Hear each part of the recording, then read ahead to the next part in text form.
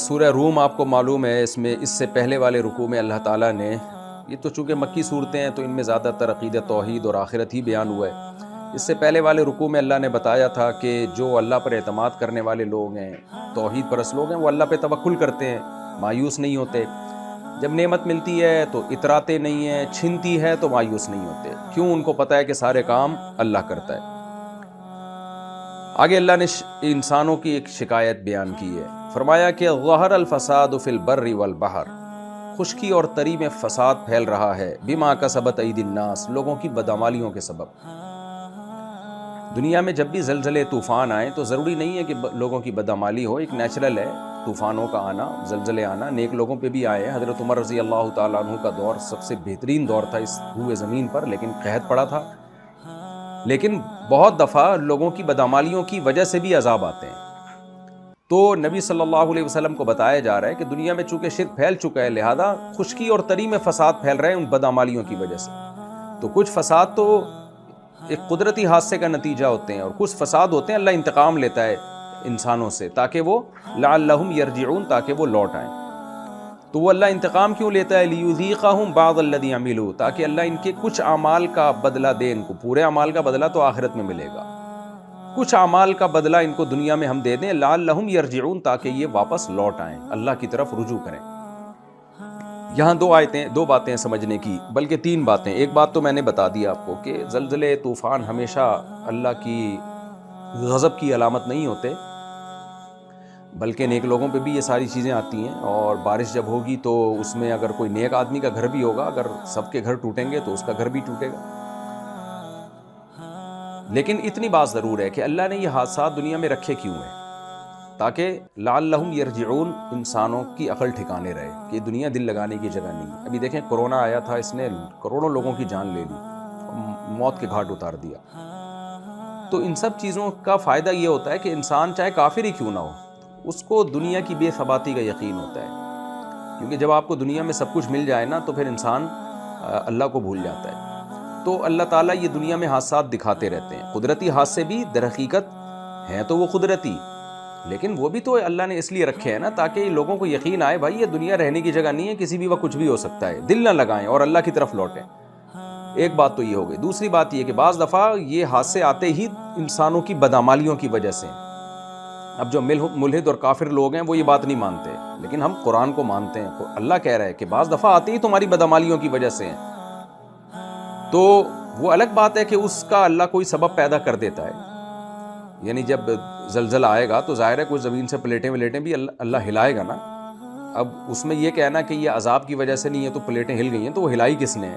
اس کا بھی تو سبب اللہ نے پیدا کیا ہے، تو کوئی بھی سبب ہو سکتا ہے اس کا۔ تو وہ بھی عقل مندوں کے لیے اللہ کی طرف رجوع کرنے کا یہ چیز بھی ذریعہ بنتی ہے، لعلہم یرجعون، تاکہ لوگ اللہ کی طرف لوٹیں۔ تو خوش قسمت لوگ لوٹ جاتے ہیں، بد قسمت لوگ انہی باتوں میں لگے رہتے ہیں کہ نیچرل ہے اور ہمیں کیا ضرورت، اور بالآخر دنیا سے ایک دن چلے جاتے ہیں اور پھر ان کو اپنی بدعمالیوں کا حساب پورا آخرت میں دینا پڑے گا۔ تیسری بات یہ کہ یہ جو بدعمالیاں ہیں نا، نبی صلی اللہ علیہ وسلم کی صحیح حدیث سے ثابت ہے کہ بدعمالیوں کے سبب میں جب دنیا میں عذاب آتا ہے تو نیک لوگ بھی اس عذاب میں پستے ہیں، لیکن آخرت میں اللہ ان نیک لوگوں کو الگ کر دے گا، کیونکہ دنیا دارالاسباب ہے۔ اس میں ایسا نہیں ہوتا کہ جی زلزلہ آ رہا ہے برائیوں کی وجہ سے تو نیک آدمی پہ کوئی اثر نہیں کر رہا اور بروں کو اثر کر رہا ہے، نہ۔ صحیح بخاری صحیح مسلم کی حدیثوں سے یہ بات ثابت ہے کہ دنیا میں جب عذاب آتا ہے، جیسے نبی حضرت عائشہ نے فرمایا کہ یا رسول اللہ یہ تعاون کیا ہے، آپ نے فرمایا اللہ کا عذاب ہے، جس قوم پہ چاہتا ہے اللہ مسلط کرتا ہے، لیکن یہی عذاب نیک لوگوں کے لیے رحمت بن جاتا ہے، کیونکہ نیک لوگ بھی اس میں ہلاک ہوتے ہیں۔ اس لیے آگے آپ نے فرمایا جو اس تعاون میں صبر کرے اور اپنا علاقہ چھوڑ کے نہ بھاگے تو اس کو شہادت کا اجر ملتا ہے۔ تو یہ ایک اہم بات ہے۔ ایک اور بات دوسری بات یہ کہ یہ جو قرآن نے کہا ہے کہ خشکی اور تری میں فساد پھیل رہا ہے، تو خشکی میں فساد کا مطلب تو سمجھ میں آتا ہے زلزلے آنا، طوفان آنا۔ تری میں یعنی باہر سمندر کو کہتے ہیں، سمندر میں فساد کا کیا مطلب ہے؟ بعض علماء نے بیان کیا کہ یہاں سمندر سے مراد ہے جو سمندر کے قریب رہنے والے لوگ ہیں۔ دنیا میں زیادہ تر آبادی پہلے سمندروں کے قریب ہی رہا کرتی تھی، تو سمندر سے مراد عین سمندر نہیں ہے بلکہ سمندر کے قریب کی آبادی ہے۔ اور یہ بھی مطلب ہو سکتا ہے کہ سمندروں میں بھی فساد ہوتا ہو جس کا ہمیں نہیں پتا کہ اس کے خشکی پہ کیا اثرات ہوتے ہیں، ہو سکتا ہے بعد میں ہمیں معلوم ہو یہ بات۔ سمندروں میں زلزلے آتے ہیں، اس کی وجہ سے آپ کو پتہ ہے سونامی کا زلزلہ سمندر میں آیا تھا، اس کی وجہ سے خشکی پر کتنی بڑی تباہی پھیلی، یہ بھی ہو سکتا ہے۔ اور دوسری بات یہ بھی کہ ایک محاورہ ہے خشکی اور تری، یعنی ہر جگہ فساد پھیل رہا ہے انسان کی بدعمالیوں کے سبب، تو ہر جگہ کو اللہ نے تعبیر اس سے کیا کہ خشکی اور تری، یعنی سمندروں اور خشکیوں میں فساد پھیل رہے، جیسے کہ ہم بھی محاوروں میں کہتے ہیں کہ بحر و بر پہ فلاں کی حکومت ہے، مراد ہے ہر جگہ حکومت۔ آگے اللہ تعالیٰ فرماتے ہیں قُلْ سِیرُوا فِی الْأَرْضِ، اے نبی ان سے کہہ دیجئے چلو پھرو زمین میں، فانظروا پھر دیکھو کیف کان عاقبۃ الذین من قبل، دیکھو ان لوگوں کا انجام کیسا ہوا جو ان سے پہلے گزرے تھے، کان اکثرهم مشرکین، ان میں اکثر لوگ مشرک تھے تو ان کا انجام کیسا ہوا۔ فاقم وجہک للدین القیم، پچھلے رکوع میں بھی یہی مضمون تھا کہ اے نبی آپ اپنا چہرہ سیدھا رکھیے دین اسلام کی طرف اور باقی تمام ادیان سے ہٹائیں، اور اسلام کے بارے میں بتایا کہ وہ فطرت ہے جس پر اللہ نے لوگوں کو پیدا کیا۔ تو اب اسی مضمون کو دوسرے انداز سے بیان کیا جا رہا ہے، للدین القیم، اس سیدھے دین کی طرف اپنا رخ پھیر کے رکھیں، من قبل ان یأتی یوم لا مرد لہ من اللہ، اس سے پہلے کہ وہ دن آئے جس دن اللہ کی طرف سے کوئی لوٹانا نہیں ہوگا، وہ دن لوٹ نہیں سکتا، ریورس نہیں ہو سکتا۔ یومئذ یصدعون، اور جس دن ایسا ہوگا لوگ ٹکڑوں میں بٹ جائیں گے، نافرمان اور فرما بردار دنیا میں ایک ساتھ رہ رہے ہوتے ہیں، لیکن آخرت میں اللہ الگ کر دے گا۔ وہ کیسے الگ کرے گا؟ اللہ کہتے ہیں دو طرح کے بڑے طبقات بن جائیں گے، من کفر، جس نے کفر کیا ہوگا، فعلیہ کفرہ، اس کا کفر اسی پر وبال بنے گا، ومن عمل صالحا، اور جس نے بھی نیک عمل کیا، فلانفسہم یمہدون، تو یہ لوگ اپنے ہی لیے تیاری کر رہے ہیں، اپنی ہی آخرت سنوارنے میں لگے ہوئے ہیں۔ کیوں یہ اپنے لیے فائدہ پہنچا رہے ہیں اپنے آپ کو؟ لیجزی الذین آمنوا وعملوا الصالحات من فضلہ، تاکہ اللہ تعالیٰ ان کو بدلہ دے دے۔ یعنی یہ جو آخرت میں لوگ ٹکڑوں میں بڑھ جائیں گے اور اللہ دو فریق بنا دے گا، ایک برے لوگوں کا ایک اچھے لوگوں کا، یہ کیوں کر دے گا اس کی اللہ وجہ بیان کر رہے ہیں، تاکہ اللہ ایمان والوں اور عمل صالح کرنے والوں کو اپنے فضل سے بدلہ دے اس کا۔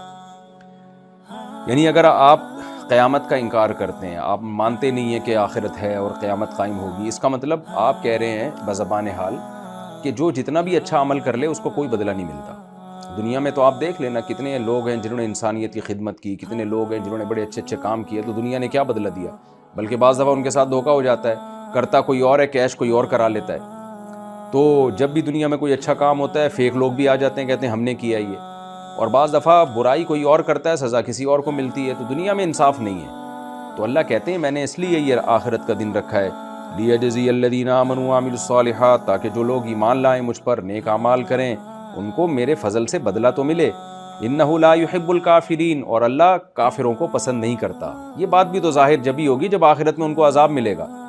دنیا تو کافر کو پسند کرتی ہے، دنیا کو تو بس اس سے غرض ہے کہ کون ہمیں دنیا کما کے دے رہا ہے، کون سائنسی ترقی کا ذریعہ بن رہا ہے، چاہے وہ اللہ کو مانے نہ مانے، اس کے پیغمبروں کو مانے نہ مانے، زنا سے بچے نہ بچے، شراب سے بچے نہ بچے، یہ اس کا اپنا مسئلہ ہے۔